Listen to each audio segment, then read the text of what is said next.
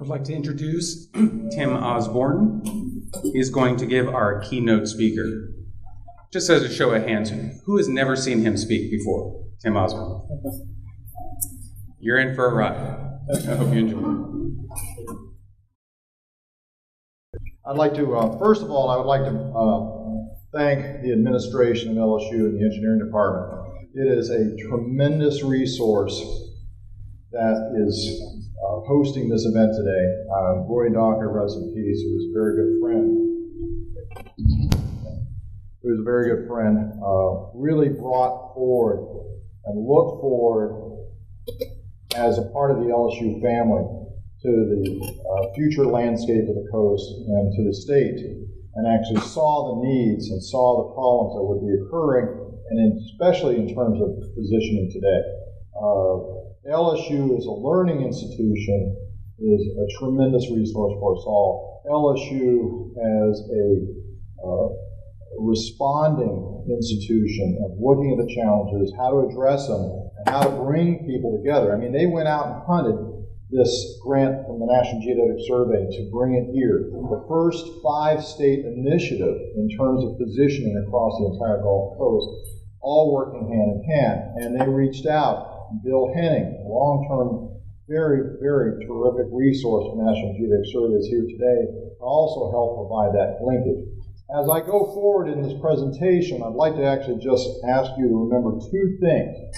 One is, where would we be without C4G looking ahead at the problems we'd be occurring without static marks and without static positioning? And then secondly is what you are doing every time you go out and actually use best practices and get good, accurate positions on things. Think about how important it is and how many uses those elevations and those positions are to a huge array of projects. It used to be you just go out and get a project, you turn in the results, you're done, you go on. Everything you're doing today in terms of elevation and in terms of measuring the changes of elevations are happening in a way that essentially is being used from everything from coastal flood surge models to restoration projects to flood protection projects. We'll dim the lights. You've all had your coffee. I would say this is a changed society. I mean, this is a surveyor's meeting and they had decaf outside. I mean, what is going on? What is going on? Okay, let's start off. Who is that guy? Who is that guy? And why will he never quit wearing a hat?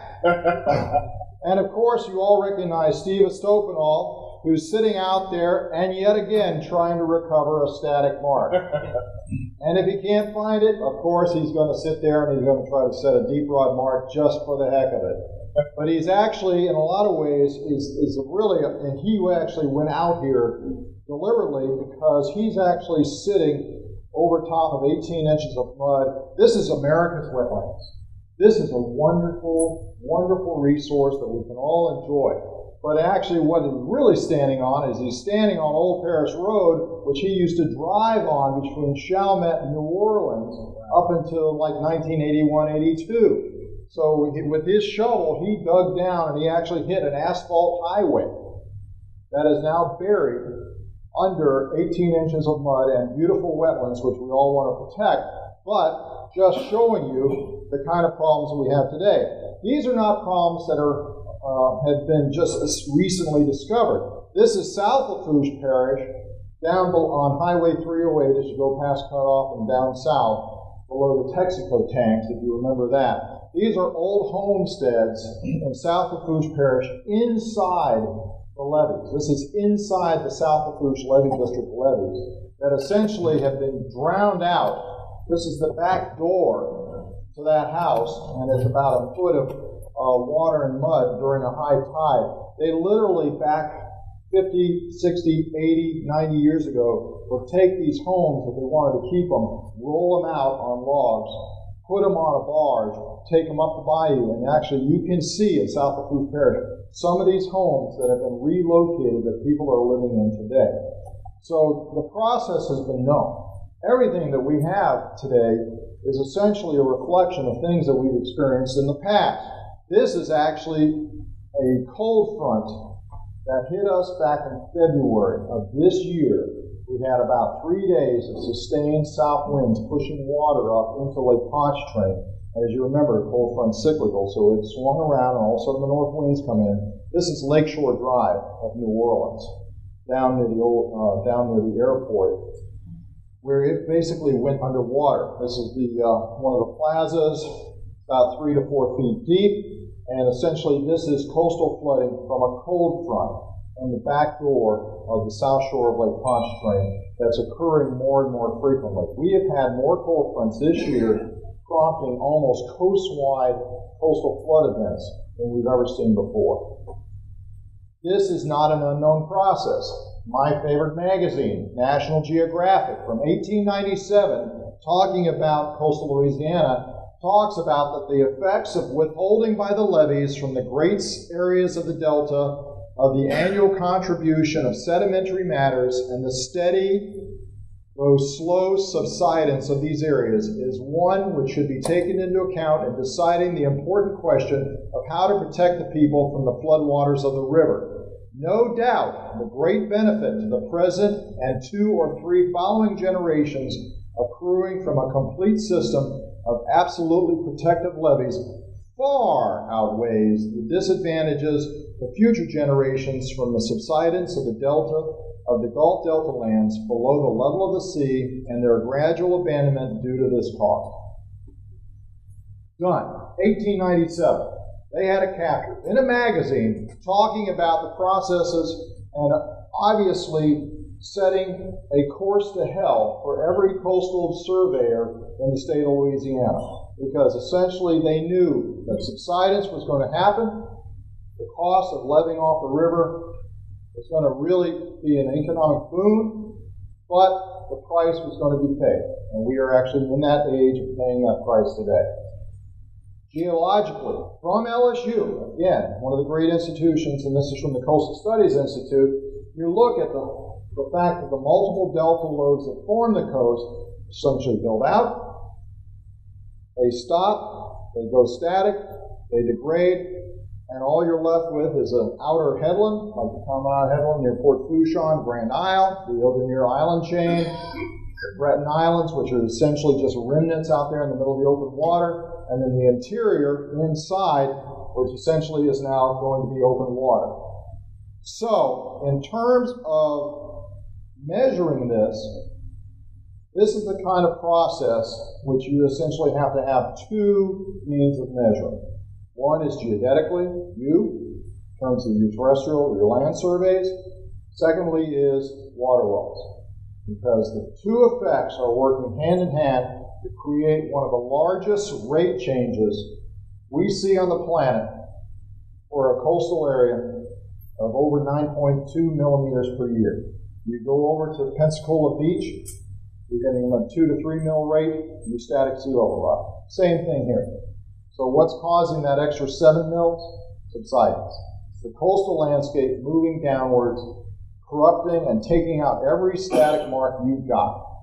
And this comes back to the point. Where would you be if it hadn't been for the C4Gs and the founders? And actually one of the great virtues of the great interest and hobby and love that Roy had was his geology, coastal geology, knowing the processes, and translating across the geologic processes into what it would mean in terms of position in the future was one of the great assets we had early on to actually start creating a statewide network of GPS cores. So if you look at here and you look at all the rates, we actually do sea level trend rates for the entire United States. And you'll see right there in the middle of the center of the Gulf of Mexico, the highest rate going up. If you're Alaska, with glacial rebound, which way are you going? You're going up. They're actually going up. Great terrestrially, bad for navigation because they're actually getting shallower and shallower ship channels. But actually the rates in Alaska almost equal that to the rates downwards of South Louisiana. And if you look at reasonable rate changes from the reports like global sea level rise trends and increases that NOAA, with the U.S. Corps of Engineers, EPA, USGS have created, you can actually reasonably anticipate that your work is going to be very, very critical, especially in using GPS-based resources, because those rate changes can actually start going upwards in the not-too-distant future. And in fact, a parallel office to the National Geodetic Survey, the Center for Operational Oceanographic Products and Services, already are advising that if you're looking at long-term infrastructure projects like Morganza, which is a 20 to 25-year project, you shouldn't be looking at plugging in a 9.2 mil rate.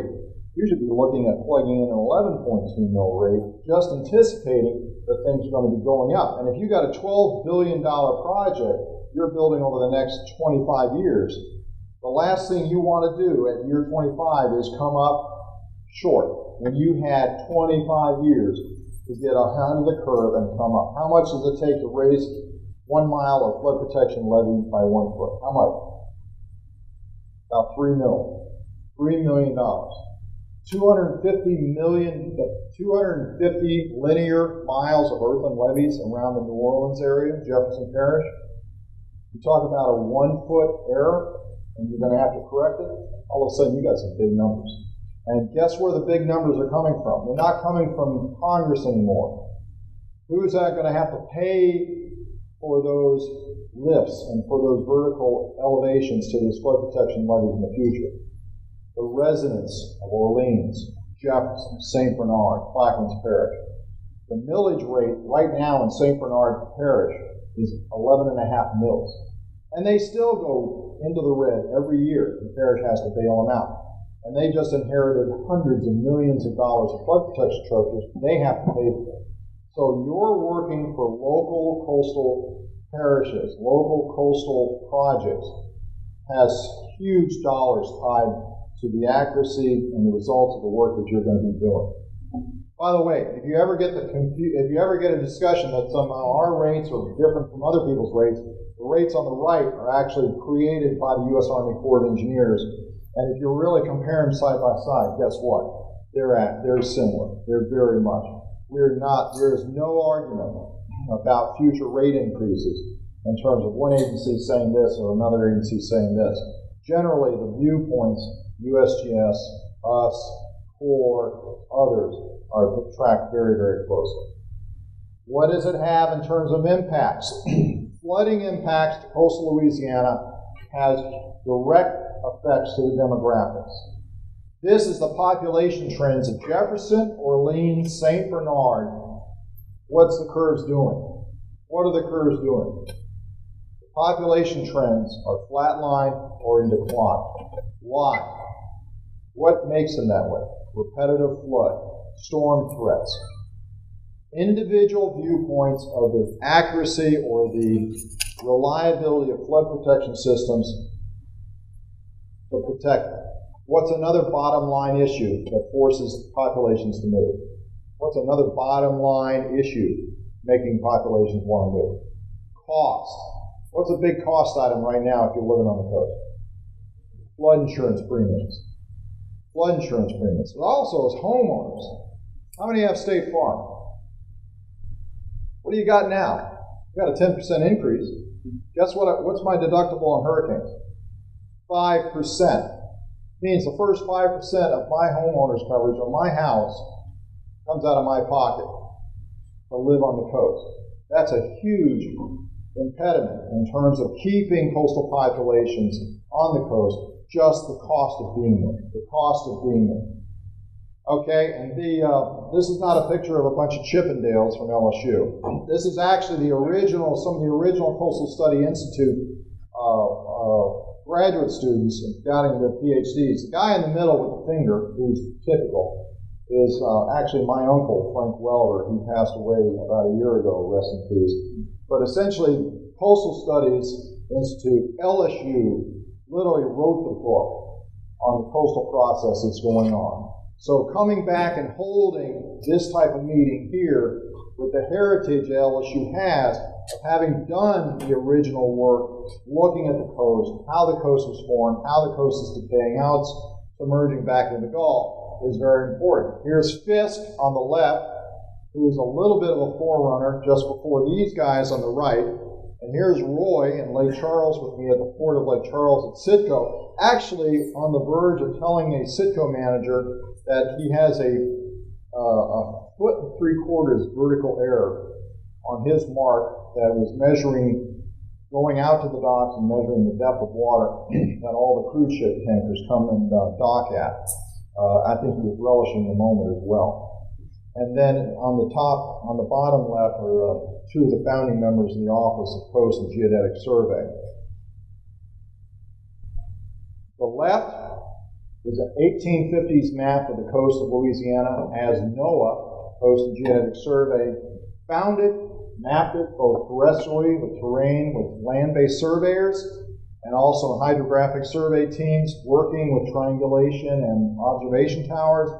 And on the right is what you have left today. So everything you saw in that opening graphic, talking about the development of the delta, the stopping of the delta lobe, the decay of the lobe, and being left with only a little bit of a headland, and then the interior areas convert to open water. Here's an actual evidence, and here's what it looks in real life. And that's the whole thing that we keep coming back to. We keep, just like surveyors, you keep looping back, confirming that, hey, this is what we got told, here's what we went out and looked at, and how does it compare to what we were actually being told? And you can see it matches up well. This is 1971. This is near Ile-de-Jean-Charles, southeast side of Terrebonne Parish, near the border with Lafourche Parish, 1971. This is called Wonder Lake. This is 1998, Wonder Lake. And this is 2010, Wonder Lake. That is about as close as you're going to get to talking about subsidence and sea level rise as you can get in terms of process and conversion and submergence to open water.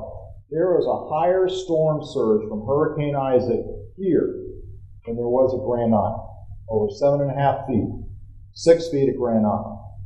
So penetration of storm surge and storm events is occurring so fast and actually stacking up higher in the interiors of the coast rather than the exterior or the outer rim of the coast, creating huge potentials for flooding if it overcomes a flood protection level. That's why your work is so important. This is one of the headlands. This is Caminada. This is actually a helicopter shot from port, literally sitting down right by Port Fouchon, looking to Grand Isle. And as you can see, that headland, the interior of that headland, the majority of it is open water.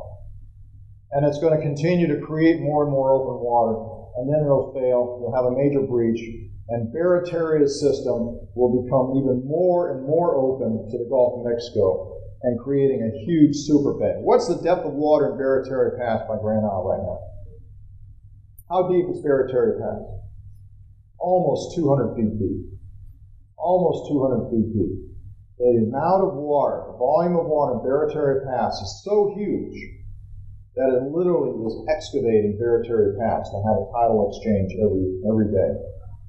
This is a Deepwater Horizon shot in 2010. This was a nothing tropical system over by South Texas, near the Mexican border.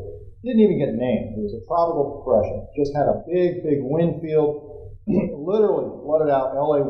You couldn't get to Grand Isle. There are times that you couldn't even get to Port Fouchon. And you can see the head right here is essentially completely overrun by a minimal tropical storm. Minimal tropical storm. How many times has this area been hit by a major flood event in the last 10 years? How many times? Anyone know? 7 times. 7 times in 10 years, this place has been blanked out by even distant storms. Hurricane Ike was a Category 2 making landfall in Galveston, Texas.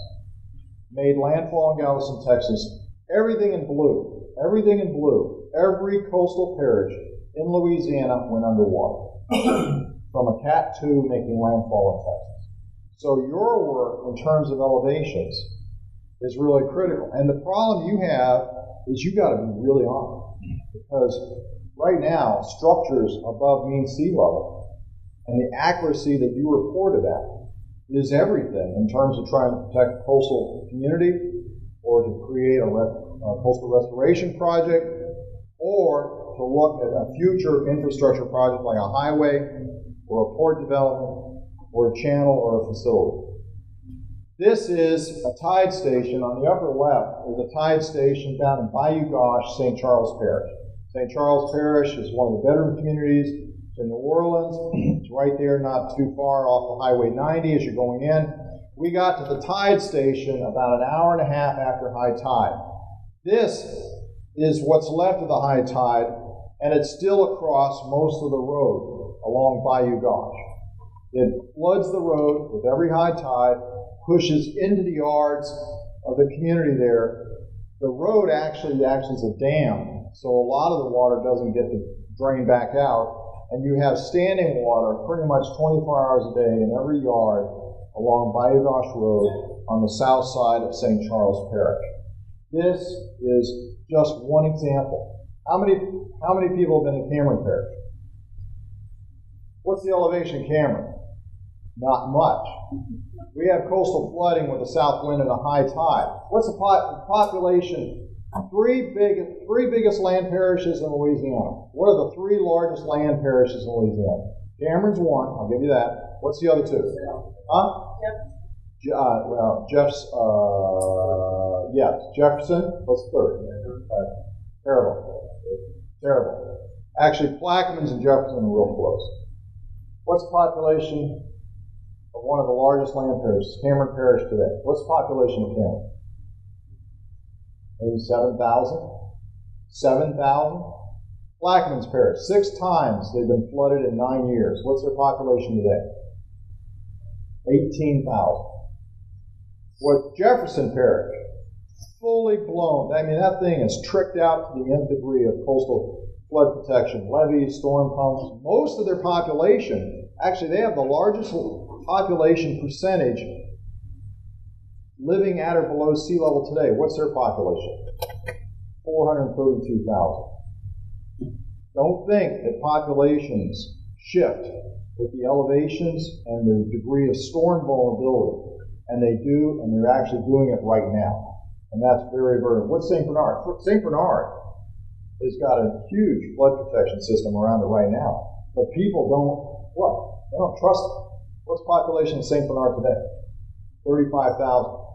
About half of what it used to be pre-Katrina. And those are very important things. This is New Orleans. This is New Orleans today. The Wall of New Orleans. And in fact, even Thomas Jefferson, back in the early 1800s, described it as the island of New Orleans. So all of this thinking about the fact that, wow, what do we do to protect our coast? It's been going on for hundreds of years.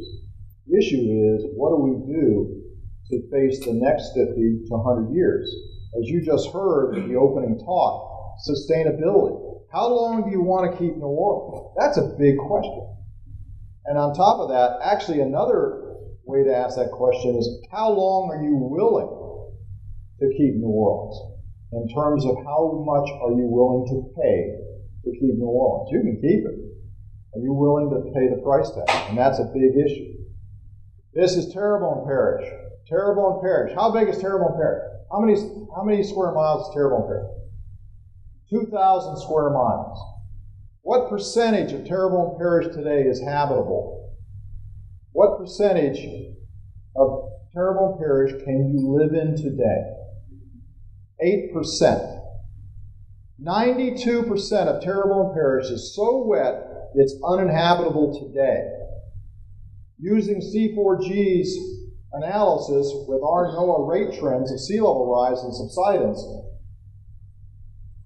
65% of Terrebonne Parish will be at or below sea level in the next 50 to 75 years.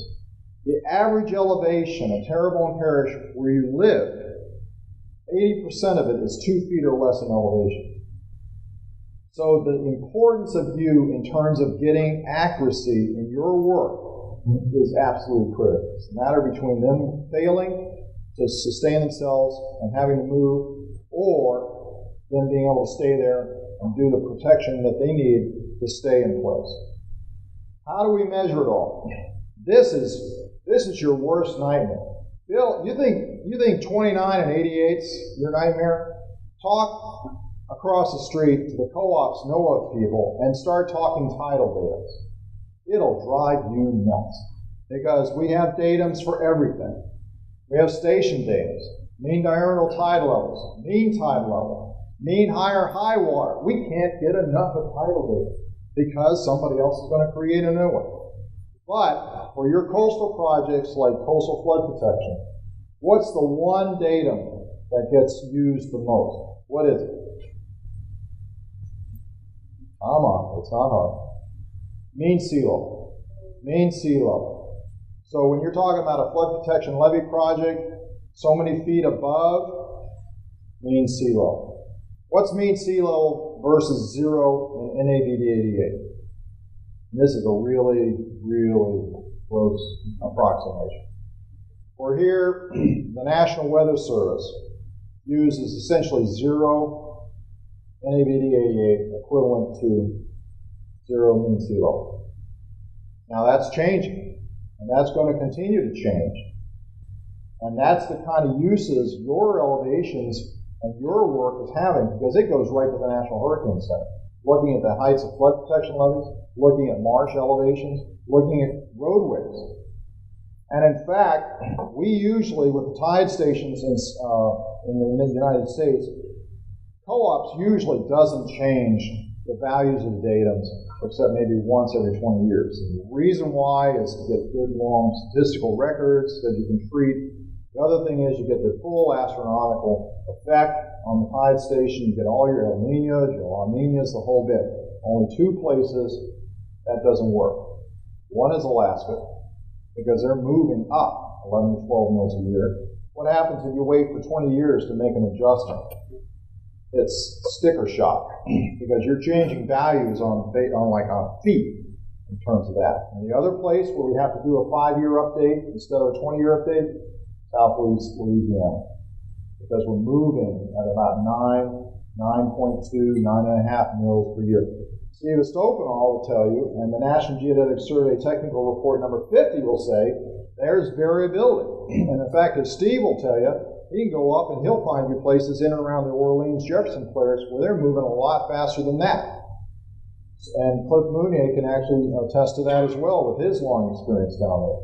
So, for us to make this adjustment, April of this year, how do you take the curve? How do you take the curve, that 9.24 millimeter curve, and actually put it into your work?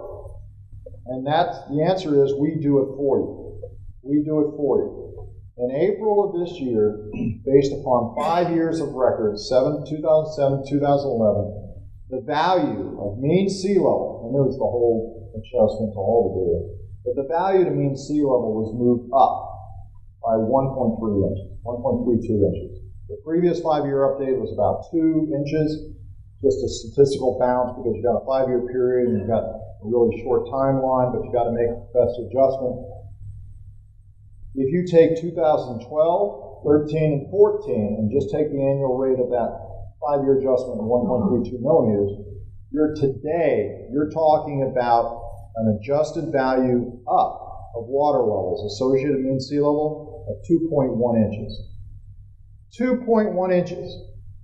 If you only got a 24-inch freeboard and 1.5 feet of tide every day in Terrebonne Parish, that one adjustment in April by NOAA's co-ops to the value of mean sea level just reduced their freeboard by around 8% of available land elevation above mean sea level. These numbers are huge, and your work and the work that you're going to be doing in the future have huge consequences, billion-dollar consequences. What's the population of Terrebonne today? Over 100,000. What's the job rate? What's the unemployment rate in Terrebonne Parish? It's like 0. It's like the lowest unemployment rate in the country. It is red hot because of the Gulf development. What happens if we lose Terrebonne Parish? The state goes bankrupt. The state goes bankrupt. No ifs, no buts. Industry moves, Choice moves, Port Fourchon shuts down, and the state takes a shot in the economy they'll never recover from.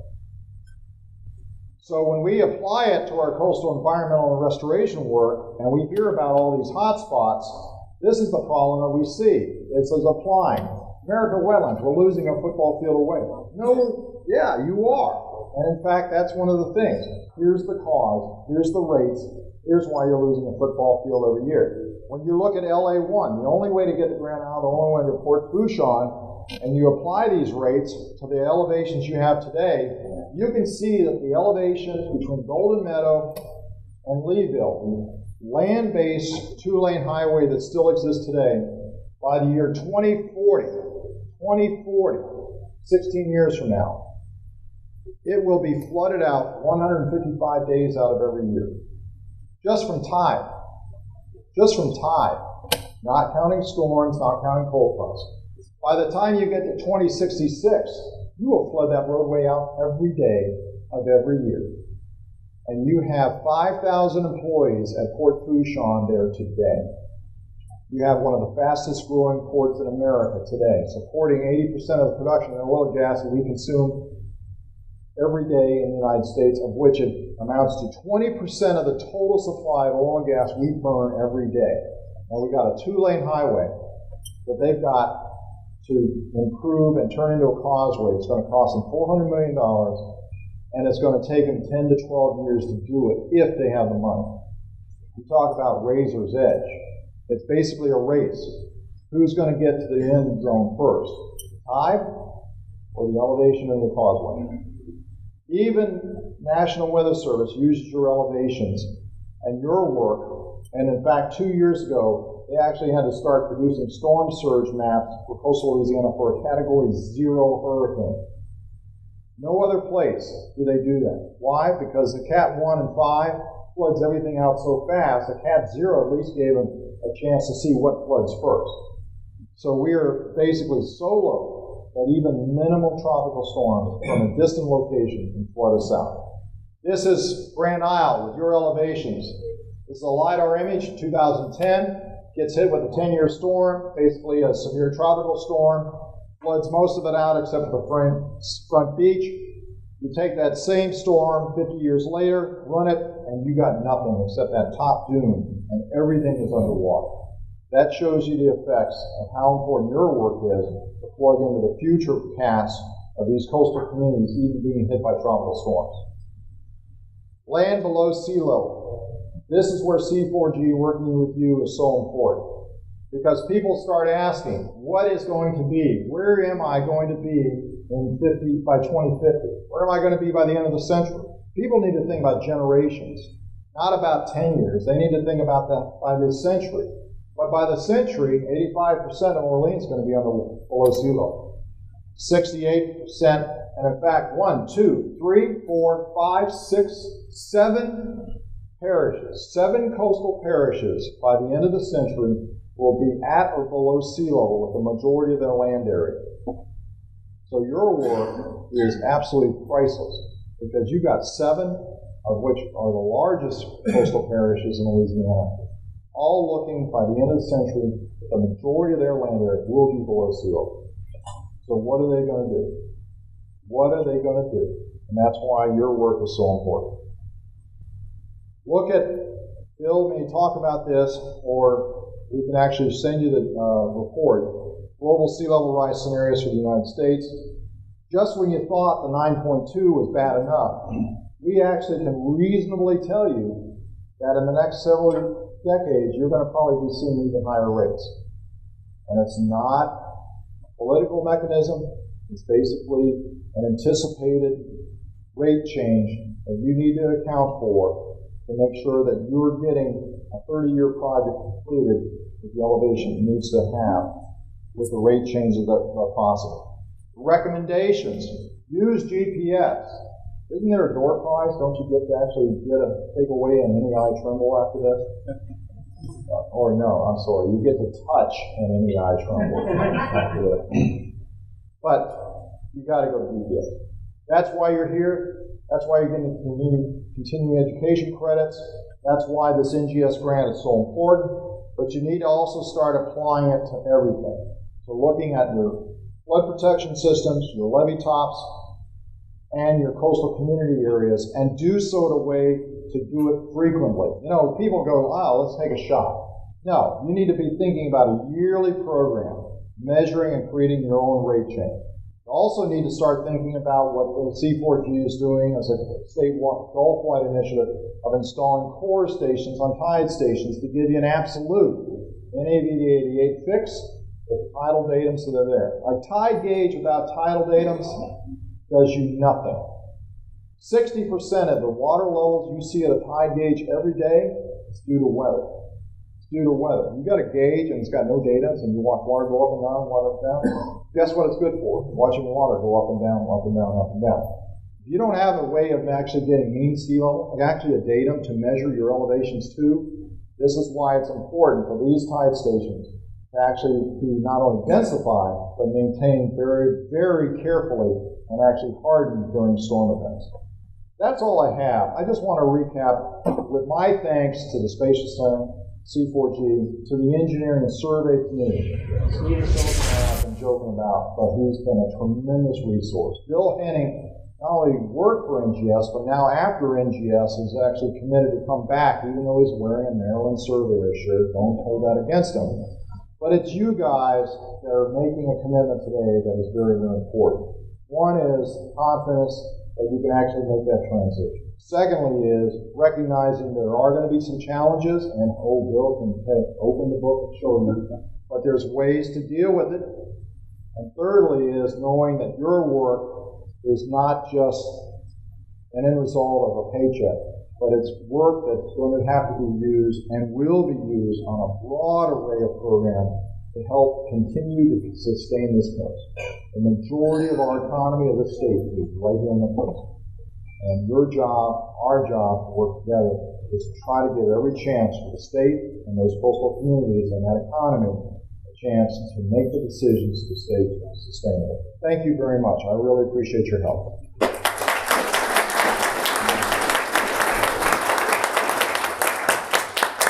Thanks, Charles. So were you impressed? He's a good speaker.